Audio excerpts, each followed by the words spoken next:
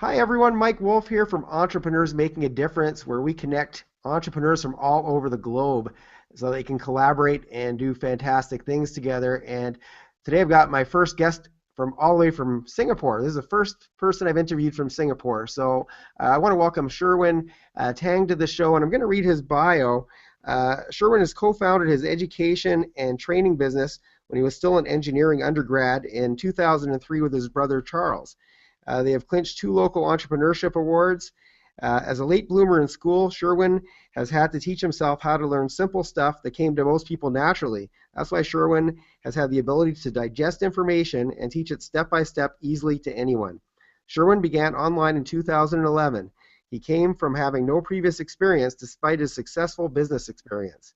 Learning about internet marketing is like learning another language. There's a new vocabulary to master and different ways to present your idea to your target audience.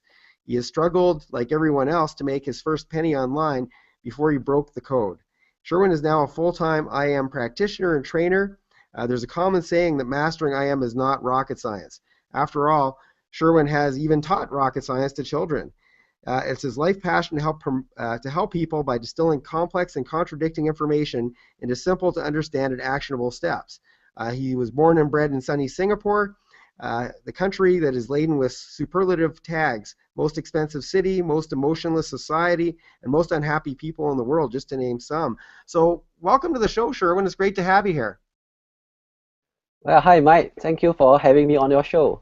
Oh, it's absolutely a pleasure. And like I said, you're our first guest from Singapore. I think we're up to 8 different countries now, so it's very exciting to get to interview people from all different parts of the globe.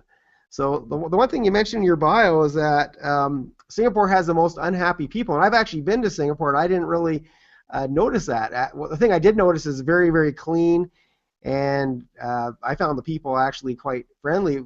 Is that true? Do people say that? Well, I guess the common comments by tourists like you is that Singapore is clean and the people are friendly because we are really in the hospitality industry. But however, in the heartlands where the people meet, we can definitely sense that the level of happiness is definitely declining. So right, so I guess the report is true. Mm. Wow. Okay. Well, I'm glad I didn't experience that. So are you happy? I'm trying to stick out like a sore thumb in Singapore by being genuinely happy and smiling to everyone. Well, that's good. That's Mm. good. I notice people in Asia, in general, do tend to smile. I haven't been all over Asia, but I've been to Thailand a few times. I've been to Singapore, Bali. I find in general people are very friendly and they tend to smile a lot. More than North Americans, in my opinion. Wow. So, and Thank you're you for the smiling now too, so compliment. that's good. Mm. So let me ask you about your business. How did how did you get into the internet marketing business? What drove you to do that? Right. I've been running my offline training business with my brother, as you have read from my bio, and I've been traveling different countries like to Shanghai, to Thailand, India for the different various training programs I'm running.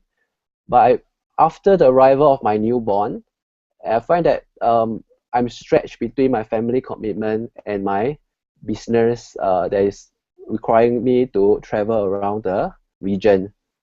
So being a very family-oriented person, I wish that I'm able to guide my children in their formative life. So I need to find a solution that I want to leverage on my skills and expertise, but yet having the freedom to work from home. Very good. So I was looking at some of the stuff you sent me, and I know you mentioned some really actually alarming statistics as to what the average internet marketer earns. Can you share some of those numbers with the audience? Oh yes, definitely. When I first read the statistics, I was shocked as well. And all right, so from blogger.com, they have shared that more than 80% of bloggers who are aspiring internet marketer actually made less than $100 per year. That translates to actually less than 27 cents per day. That is definitely pathetic. Ouch. Well, I hope you're making more than 27 cents a day. Or after Oh, the show, we hope to bump you up to $1 a day or something. that's a big great ambition. No, hopefully you're doing more than that. So, but there's all these internet marketing training programs that we see, and with all this supposed training out there, why are people doing so poorly in this industry? All right. There are a lot of trainings out there, then they are launching it every day. But what I feel that what the difference between a successful internet marketing business and the one that is barely surviving is because they lack the understanding of what I call the IM iceberg model. The rest of the trainings are focusing a lot on at the tip of the iceberg, which is the process and the promotion part. They teach you how to create a blog and just to do Google AdWords, Facebook advertising, hoping that the visitors that come to your blog and they will buy something from you. But however, the success of your business will be underneath the sea, which is the positioning. The 90% of the iceberg is under the water. Right. So this is something that most of the programs are lacking, which I feel that it lacks to the I feel that it leads to the shocking statistics that most of them didn't even make $1 a day. Wow. So, what would you recommend if somebody wants to get started in the internet marketing world? What would be some advice for them? How would they get started? Right. I like to quote from the book called The Art of War by Sun Tzu. It's a famous Chinese war strategist born 2,500 years ago. This book has been widely studied intensively by a lot of politicians as well as business leaders. So the quote goes something like this: In war, the the military strategies only seek better after the victory has been secured. So which means that before you go to your battlefield, you already been you already have the factors that in a line that you will know that you will be winning the war. So Yeah. which so which links back to the IM iceberg model, which is the positioning. Instead of just focusing on the process and the promotion, which is like the battleground, right? So the positioning that should be done before that is the crucial part that determines the success. All right. And before I move on, I just like to let you know that I'm not an advocate of violence, no war. I'm just using as an analogy that a battleground is just like the competitive marketplace all around. Oh, good. Well, we're on the same page in that because I'm very passive myself, so that's good. Mm. Um, so talk a little bit about your company called Sherwin, which is obviously it's Surewin, which is a kind of a play on words with your name being Sherwin, Sherwin. But how did you come up with Sherwin? All right. Sherwin, as you mentioned, is a very easy way to remember my name, and it's actually what I call a mnemonic, whereby the letters actually form up the formula for any winning business, be it online or offline. S actually means strategy, U is understand, R research, E expert, W is right, I implement, N is never give up. Right. With all these seven formula in place, you would be assured of the success that you deserve. Yeah, well, that's very good. I like that. That's a good mnemonic and a good way, obviously, to remember your name, which is great. Great branding. So, was there anything that really inspired you when you were? I know you mentioned that you didn't really do particularly well in school when you were younger, and you managed to find ways to break things down and to teach yourself. Were there any things that kind of inspired you? Because a lot of times people get very frustrated when they don't do well in school. They get frustrated and they find it difficult. And it seems like you kind of did the opposite. Was there anything that inspired you to do that? Right. I guess I'm a late bloomer, not just in academics as well as emotionally. So I will not get disappointed so easily. So I guess that I do not have those negative emotion that be associated with failing the test. So for me, it's just like, why didn't I get it right and what's missing? So I will just model from the successful classmates that I have, what is their strategy, and from the way that they teach me, how they do it, and I have my own way of putting it in very simple words that I can remember myself. So this is how what I learned in life, that when I presented with a big idea, I always find ways to make it easy for myself to remember. And because being able to digest it myself, a lot of people feel that whatever I teach them is also very easy to understand, despite their background at all. Yeah. Yeah, so well, that's great because you can take a complex something that's complicated and make it easy for somebody to understand. And I know you mentioned in your bio something about teaching. Was it children rocket science? Is that Yes, what you're? definitely. Right. Explain more about that because that's very fascinating. Thank you. All right.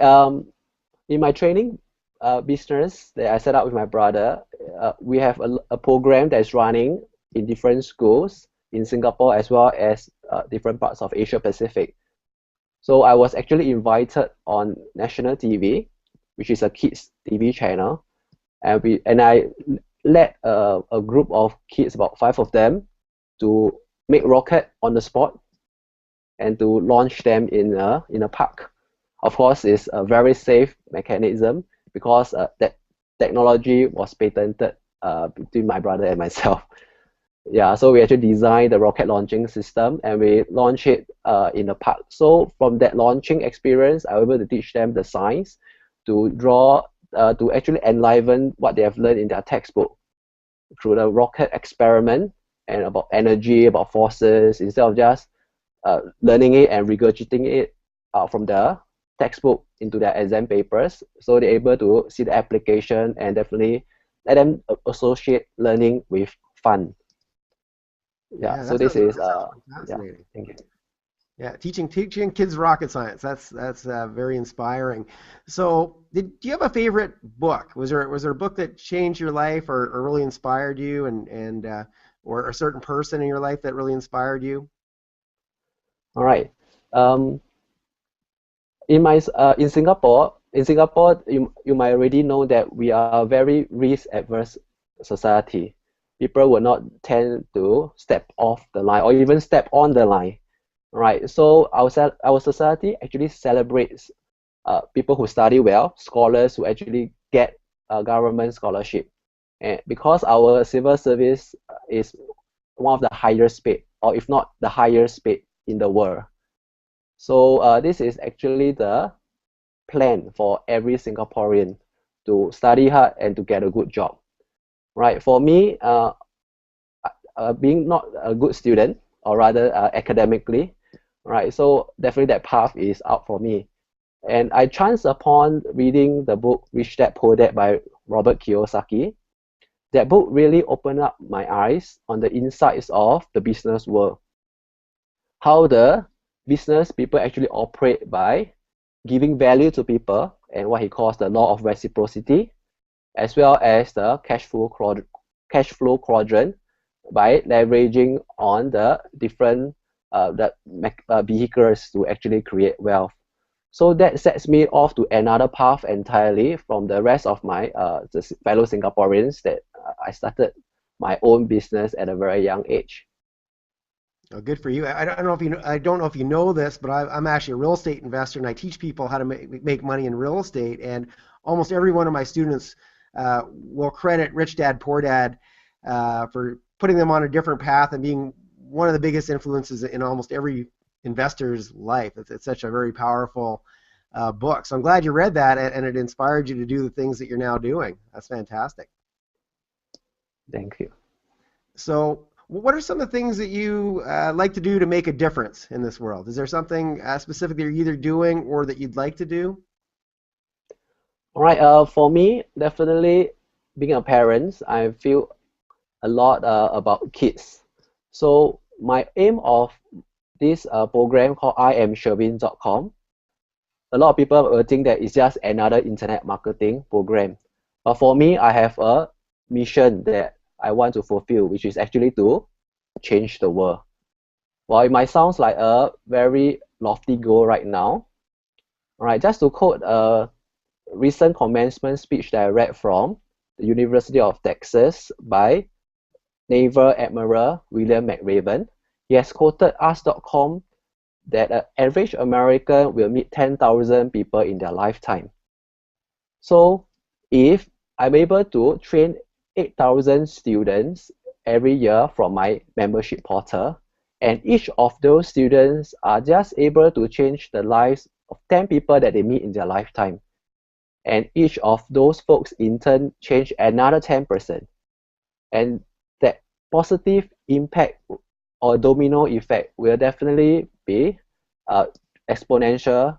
It will be exponential. So the calculation that he has done is that in 5 generations, that's about 125 years later, that will translate to 800 million people lives being touched by a single action by a person.